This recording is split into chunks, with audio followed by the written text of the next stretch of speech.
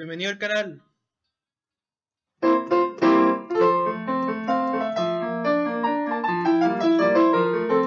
Bienvenido al canal.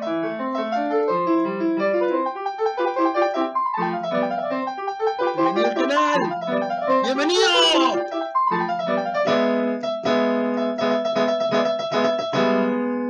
Bienvenido. Hola a todos.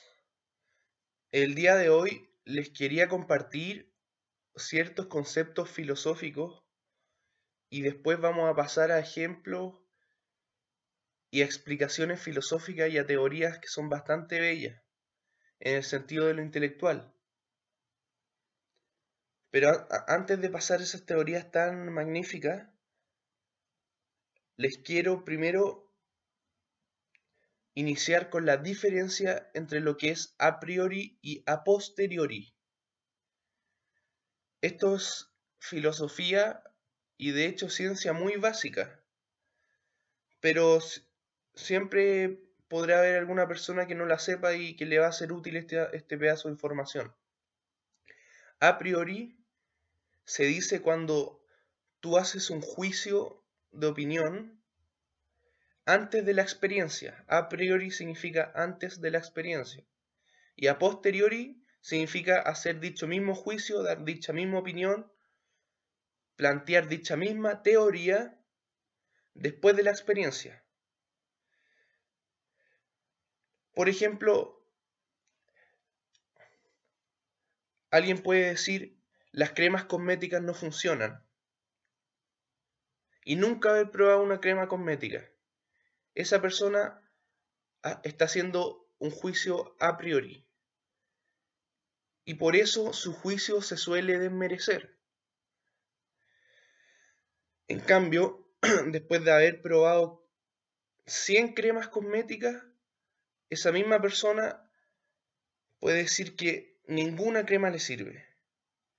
Ahí está haciendo un juicio a posteriori, porque es después de la experiencia, después del experimento. Y ese juicio tiene mucho más valor.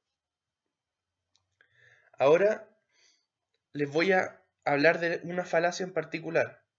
Bueno, la mayoría sabe que las falacias son argumentos que uno da en una discusión que pueden parecer lógicos, que pueden parecer aceptables, pero que no son más que un engaño y un insulto a la razón. Y hoy les hablaré del straw man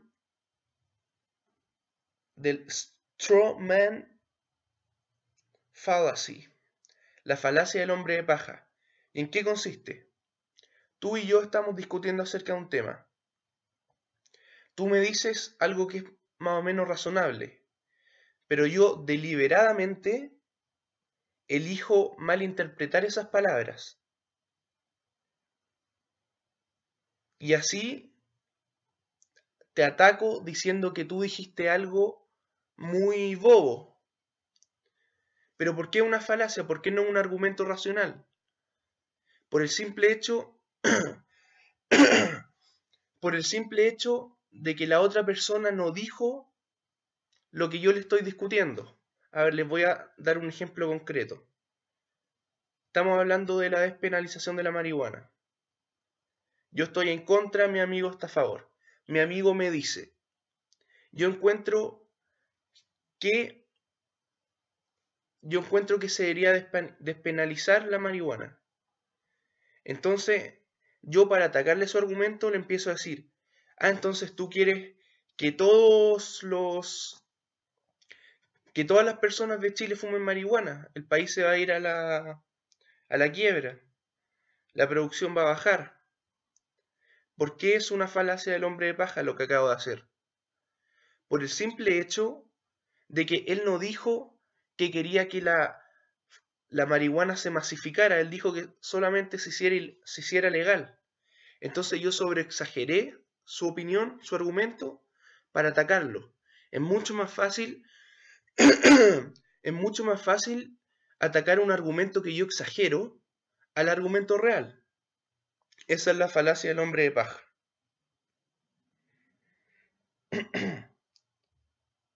Y ahora les vengo a hablar de la maravillosa alegoría de la caverna, fabricada por Platón. Ustedes saben que está la trilogía de filósofos más prominentes en la antigua Grecia: Sócrates, su alumno Platón y el alumno de este. ¿Quién sería Aristóteles?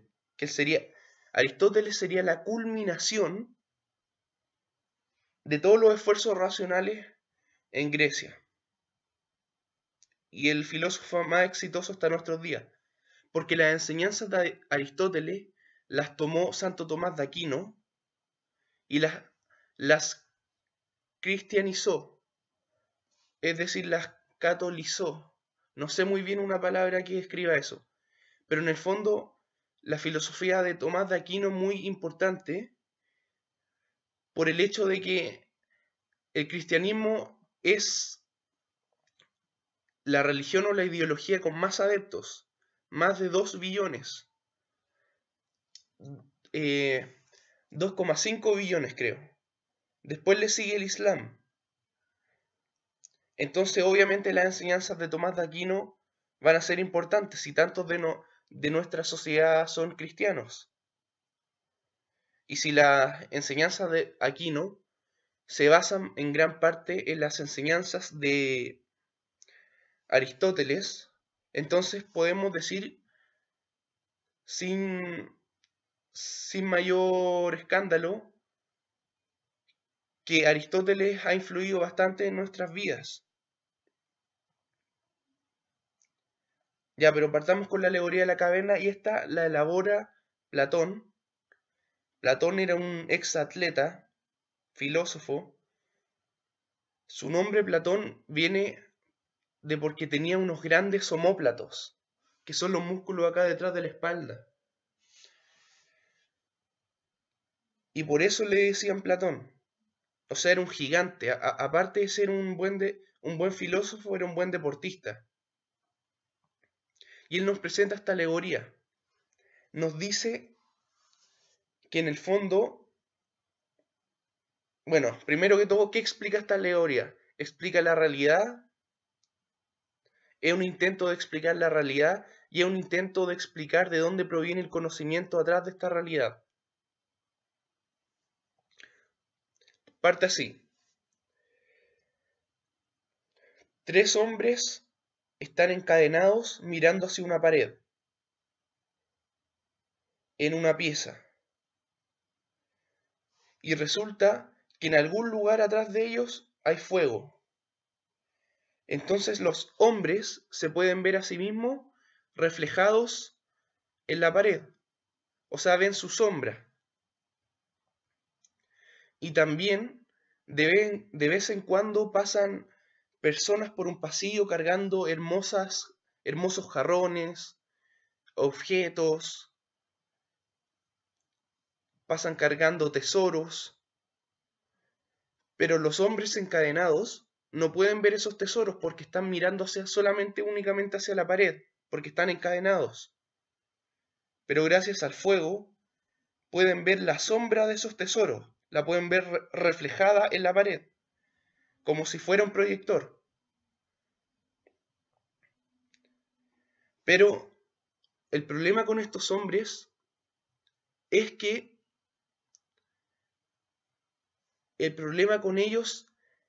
para ellos la realidad son esas sombras, porque ellos no conocen a los objetos que inspiran esas sombras. Ellos lo único que ven son sombras en la pared, y esos objetos son reales para ellos. Pero resulta que uno de ellos, el último de la fila, se logra desencadenar y sale de esa caverna y ve a los objetos realmente como son. Después sale de esa caverna y ve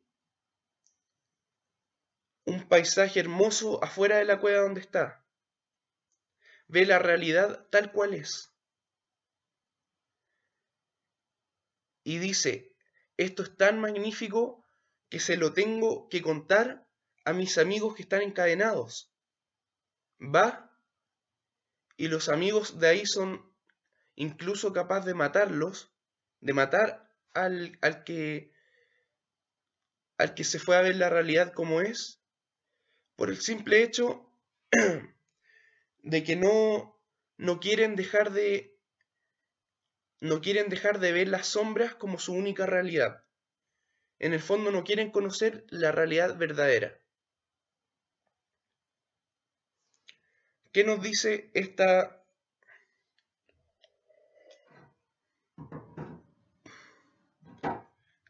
alegoría? Primero que todo, que las cosas que nosotros vemos, por ejemplo, yo aquí veo una silla, yo aquí veo un árbol, esas son meras sombras de la verdad que está más allá, de lo abstracto. Lo abstracto, por ejemplo, podría ser el concepto de silla, el concepto de una silla perfecta. Yo no puedo ver esa realidad. El concepto abstracto de silla lo podría ver solo con la razón. Pero mis sentidos, lo único que me permiten es ver la sombra de ese concepto. ¿Y cuál es la sombra? Las sombras son las sillas que yo veo aquí delante mío. Entonces de ahí viene toda esta idea del mundo platónico, del mundo de las ideas. El mundo de las ideas es el verdadero mundo según Platón. El mundo, por ejemplo, no de las montañas, sino de la montaña, el concepto de montaña. Es un mundo verdadero. Las montañas que vemos son meras sombras de lo que es el concepto. Y otra cosa que nos dice, cuando el hombre vuelve a su caverna y le intenta mostrar esta nueva realidad, intenta hacer que sus compañeros dejen de ver las sombras para que pasen a ver lo que realmente es verdadero. ¿Y cómo se puede ver lo que realmente es verdadero según Platón?